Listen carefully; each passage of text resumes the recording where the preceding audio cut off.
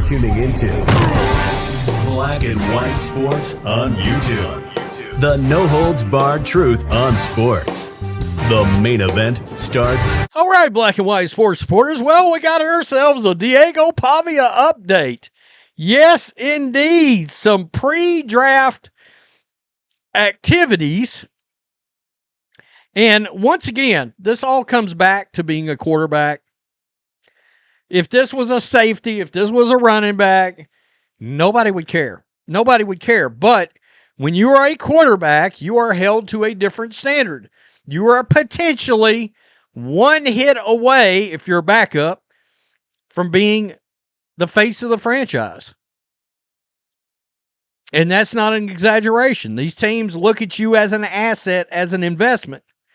And they want everything around you as a quarterback to be squeaky clean. Crystal clear. And so your activities, what you do on your personal time, if you're a quarterback, these clubs care. They absolutely are factoring this into their decision making. And when you're 5'9" and 7/8, 190 pounds, well, they probably care about you throwing cash at a stripper's butt weeks before the draft. And I've looked around a couple of places like a week before the draft. Wow. This is TMZ, and there's photos.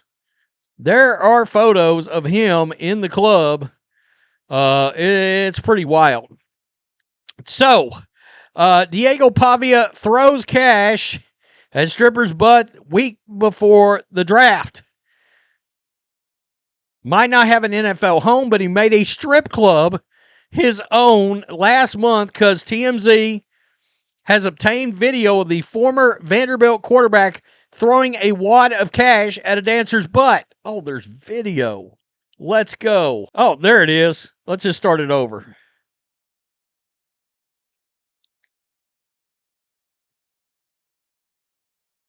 Okay, here we are. There's Diego Pavia. Making it rain. Throwing cash at a stripper's ass. God. Oh, man. This guy is something else. And I promise you, with the security staffs that NFL teams have, they saw this video. We're told a Heisman finalist made his way to Knockouts Gentlemen's Club in Albuquerque on March 8th. Okay, so about 6 weeks before the draft, where he spent the night enjoying vibes. Our source says all the money scattered on stage in the clips came from Pavia, and he remained there until 5 a.m. It's unclear when he showed up at the strip joint, but he was there for at least 3 hours. Wow. It seemed like a break from his draft preparations. And as we know, he did not get drafted. Pavia did get an invite to Baltimore Ravens rookie mini camp, where he can try to prove that he's got what it takes to compete at an NFL level. And I think the most telling part of all this, because you might be like, really? It was before the draft, blah, blah, blah. He didn't even get an undrafted free agent contract. Didn't even get that. That tells you, and while we talk about size, this and that and the other, teams have taken chances on short quarterbacks before. And so that tells you there's other things. How about this? We all remember this moment of truth, right? F all the voters, but family for life. And again, as I talked about in a previous video, they got a problem with his family too. The NFL's got a problem with his brothers. And the fact that he's around them all the time and he's like, yeah, they're not going anywhere. So now there's some speculation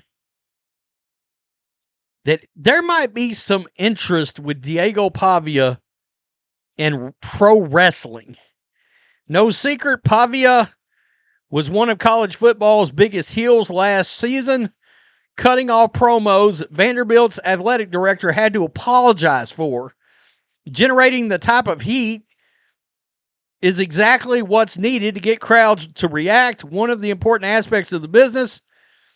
If you can get fans to boo you, then you're making magic happen, and Pavia has plenty of it. Mix in his wrestling background, which includes a New Mexico State title in high school. That's right. He was actually a good wrestler in high school.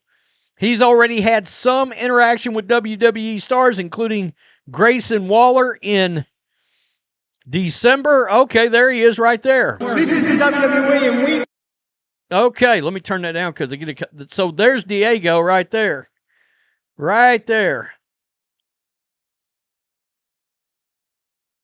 All right, I'm going to pause it right there because WWE loves to hit some copyright strikes. A look at WWE history, and you'll realize there's plenty of former football players. Oh, they're all over the place. I mean, they're all like former football players, either in college or, you know, some NFL, like Brock Lesnar had a cup of coffee with the Vikings, I think, in a camp. Bill Goldberg with the Falcons. We all know that. So, yeah, there's a lot of ties to wrestling and football. So that actually kind of makes some sense, to be honest with you. People would hate him. He would be I cannot stand Dominic Mysterio. I can see Pavia pulling that kind of heat, you know, provided he look, those guys that played football, most of them still paid their dues. I mean, Austin, North Texas, came up through world-class championship wrestling in the South. I mean, these guys, they actually trained and went through the process. Now, if they just shoehorn and shoot him out there, well, he's going to have a problem in a wrestling locker room then, because they don't like that shit. Don't believe me? Logan Paul, who, by the way, is actually pretty interesting, and he draws a lot of heat, and he's willing to do some unbelievable shit in the ring, some jaw-dropping shit at times in the ring. But there's some fundamental stuff that's not great there. You know? Making it rain before the draft. The NFL, for real, said, we've seen Johnny Manziel, and he was probably better than you. He was better than you in college. And we are deciding not to make that mistake again. It just is what it is. Tell me what you think. Peace. I'm out. Till next time. Thanks for watching the show. Be sure to like, comment, and subscribe. Be sure to tune in next time on Black and White Sports.